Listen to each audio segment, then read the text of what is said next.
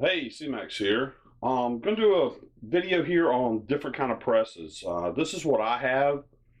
Um, I have two single stage presses, which is the small Lee one and the big Pacific. The Pacific I've had since about 1980, 1981. Um, it's actually, Pacific was a division of Hornady.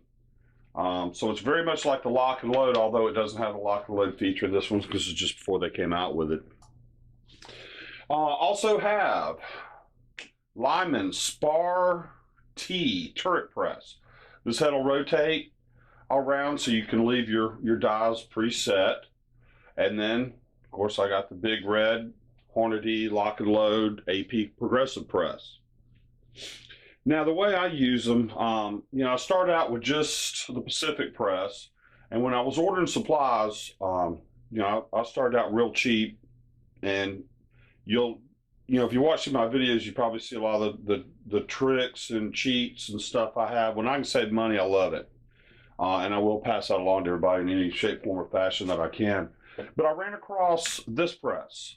Um, I think I paid $26 for it, so you can get it for under $30. And my thinking was, well, if I've got this set up for, say, flaring or belling the dies, and for some reason I needed to go back and resize one, I didn't want to have to tear this down or whatever. I, could jump over here and use this one. Well, I did that for a while, but after I got all the other equipment, I use it differently. What I'll do is I've got the Lee Universal decapping die in, decap here, then clean the brass. We come over here and size it, and then I come to the turret press. It's a 6-position head, so I've got in here right now, I've got the 40 caliber and the 45 dies set up.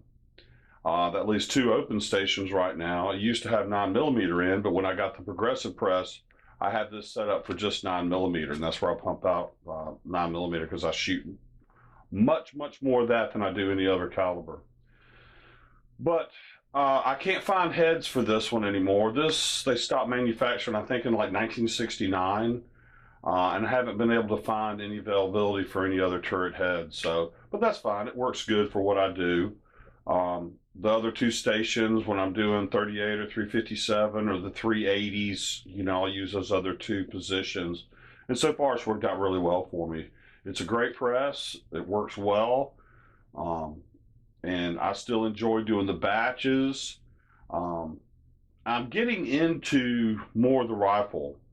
Haven't done a lot of rifle reloading. It's always been pistol, but I am, I've got the 7mm stuff over there. We'll start doing 223. I partnered up with another YouTube channel, a guy named Bill Morgan. Just put his name in, or you can see a link there on my page. Originally I was going to do a reloading series, but his reloading stuff is far superior than anything I could make. And it's kind of funny. He started watching my videos and he liked what I was doing. I liked what he was doing. He goes through, he's got the AP press equipment, he's got Redding equipment, he's got most of the Dillon machines, and he shows you how to set them up, how to use them, and everything. So if you're not sure what you want, you can get a great idea from his channel on all the different equipment and how it works. He goes through, and I know before when I'd ordered this, the AP press, I knew how to operate it before I ever got it because of his videos. So he would go through and make it malfunction every possible way. And by the time you're done, you know what it does. So if it ever starts messing up, you know immediately, and it runs like a top. I've got it set up perfectly, and it's just pull the handle and you've got a round. It's really impressive.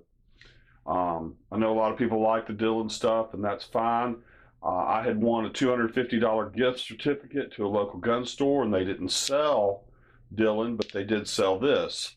So I ended up getting this out the door for $450 minus the $250, left me $200 out of pocket.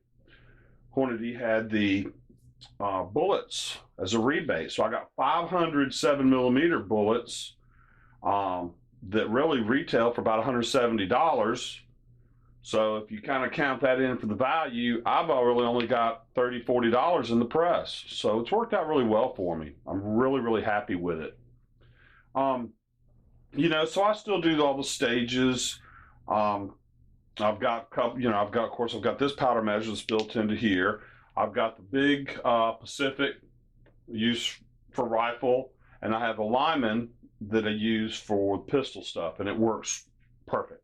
I mean, Bill Morgan, my buddy, he'll show you how to set up your powder drop. If it is not consistent, it's because you didn't set it up right, and he will show you how to do that. I did that, and all mine work perfectly. So it's all in the setup, I'm convinced. But I'll start on the rifle. I'll be using this press most of the time. I know I can use the big progressive press, but I'm not going to be turning out that many units, so I plan on using the big red single stage press. You'll notice I've got the little Lee one mounted on a 4x4, and the reason I did that is this bench has got a wood vise on it over here. That's what this is. Let's see if that's on the video. Yeah, it's barely on there. Let me back it over a little bit. Okay. This block comes out, and I can lock this in this position here, attach it next to the bench if I want, or I usually just take a C-clamp and I bolt it to it or fasten it down to another table, and I've even fastened it down to a wood TV tray. So I'll put it in front of the TV and I'll just start decapping a bunch of stuff. That's all I really use this press for anymore, and it works well, works really well. So I'm real happy with the setup I have. Just wanted to show you what I do for the actual reloading process. I'm going to refer you over to Bill Morgan. Check out his playlist, because he's got like over 600 videos. So sometimes you got to look a little bit, but you can find some awesome information over there, and you'll know what to do, how to do it, and you'll reload with confidence, because he's very thorough and very good. Well, that's it for this one. Let's not forget our safety. Keep your finger off the trigger. Every time you touch a gun, check the action. Doesn't matter if you saw somebody unload it or not. Do not trust anyone. Muzzle control. Always know where the muzzle is pointed. Whether you're looking at it or looking away, and you've got your gun in your hand, know where the muzzle's pointed. Keep your finger off the trigger till you're ready to fire. Have fun. Be safe. Thanks for watching. Please like and subscribe. Have a great day.